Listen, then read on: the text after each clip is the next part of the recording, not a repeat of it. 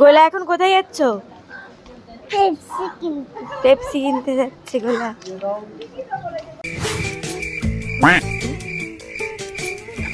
ওকে জিজ্ঞেস করো কত করে? এইদিকে কত করে? 5 টাকা আছে, এটা 7 টাকা আছে। কোনটা খাবে গোলা? বলো। ওইটা খাবে। ওইটা কত? হ্যাঁ এটা খাও। এটা খাও, ভালো হবে, খাও। বিলকুল ভালো। এটা ভালো না। এটা পেপসি। চলো চলো। দুটোই খাবে নাকি? ওর হাত ব্যথা করছে। একটুকুনি ধরেই হাত ব্যথা করছে। বাবা চলো।